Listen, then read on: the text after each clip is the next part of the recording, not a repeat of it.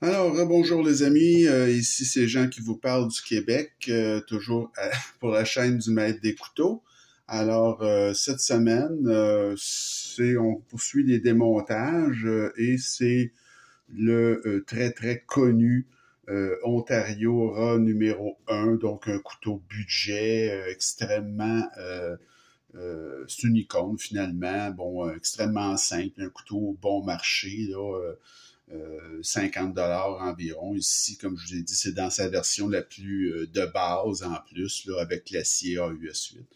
Ça fait je m'attends à rien de vraiment spectaculaire pour ce démontage. Ça devrait être assez simple et ça devrait être une petite vidéo pas trop longue.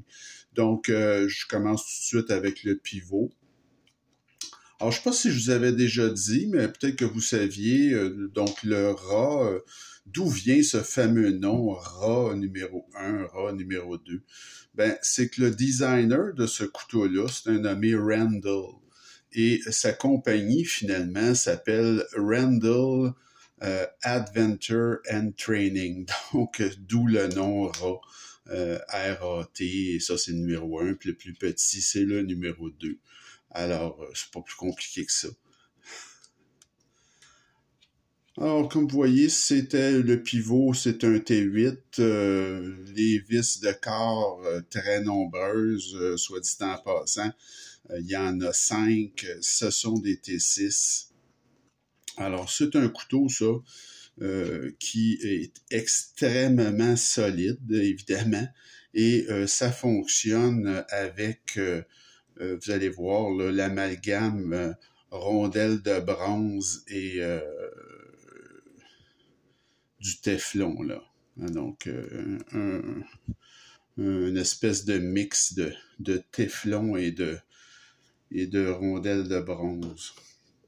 Alors, c'est aussi simple que ça, vous voyez, là, il n'y a pas là-dedans aucun, comme on dit, il n'y a pas de milling, là, il n'y a pas de squelettisation, c'est tout simplement un morceau de G10 collé sur de l'acier finalement. Donc c'est vraiment très très simple, mais quand le design est bon, ben, ça n'a pas besoin d'être compliqué. C'est un couteau qui fonctionne tellement bien. Alors, vous voyez ici la lame, bon, avec, comme je vous ai dit, vous avez en arrière, là, vous avez une petite... vous avez vraiment un téflon. Voici le téflon. Donc, rondelle de bronze et téflon. Et comme je vous ai déjà dit, c'est toujours le côté téflon qui va toucher la lame. Donc, c'est pas plus compliqué que ça. Écoutez, je déferai pas ça pour rien. Les montants, ça donne absolument rien de défaire ça. Vous avez les vis de l'autre côté, si jamais le cœur vous en dit. Vous voyez que si c'est propre, donc il n'y a pas lieu là, de défaire ou d'ajuster quoi que ce soit.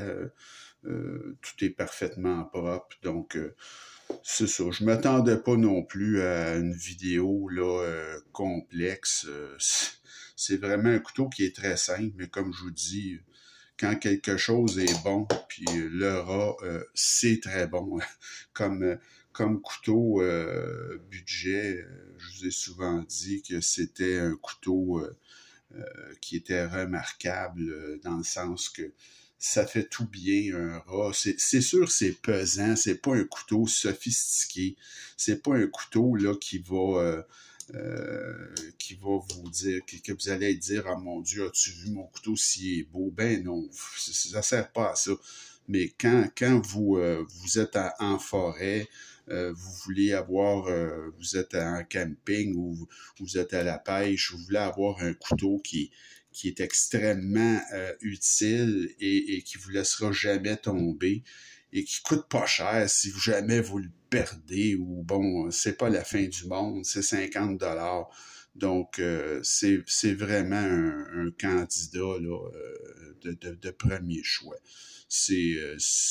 Moi, en tout cas, pour laisser, comme on dit, laisser traîner au chalet ou en laisser traîner un dans l'auto, c'est vraiment là, comme utilitaire, là, c'est vraiment dur à battre.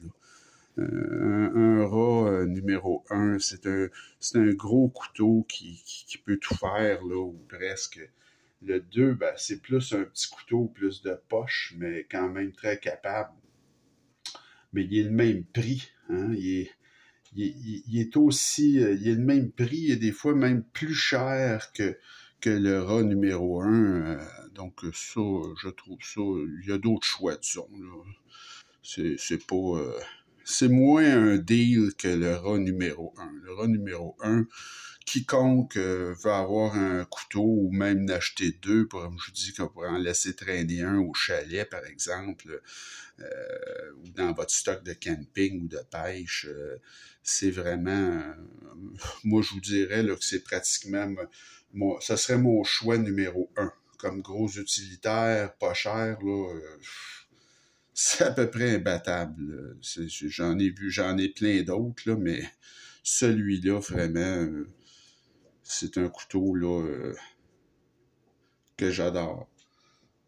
Pour ce qui est, comme je vous dis, c'est sûr que ça ne gagnera jamais des concours de beauté, puis c'est pas un couteau là, fashion ou quoi que ce soit qui va dire, les gens vont dire, mon Dieu, es-tu beau ton couteau? Non.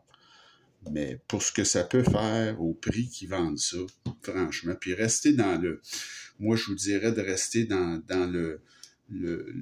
l'acier, là, l'acier AUS 8, c'est bien assez bon. Commencez à aller dans des aciers, parce que maintenant, ils le font, ce couteau-là, dans des aciers plus fancy ou avec des poignées.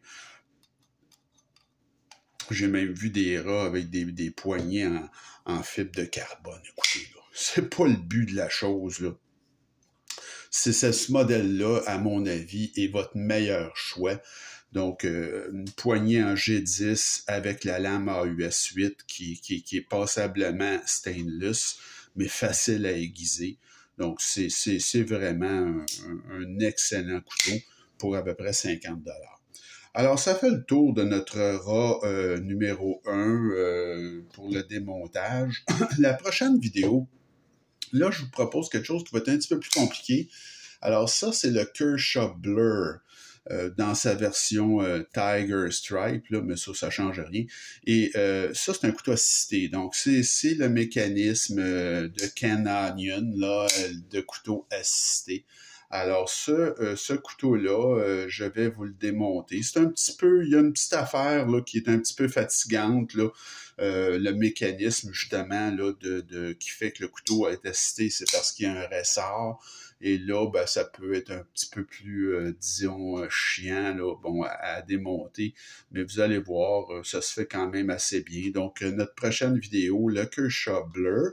Alors, j'espère que ça vous a, vous avez aimé la vidéo de démontage. Et laissez-moi savoir ce que vous en pensez. Continuez à vous abonner, comme je dis toujours, à ma chaîne et à m'écrire. Et on se retrouve très bientôt. Je vous souhaite une bonne fin de journée. Salut!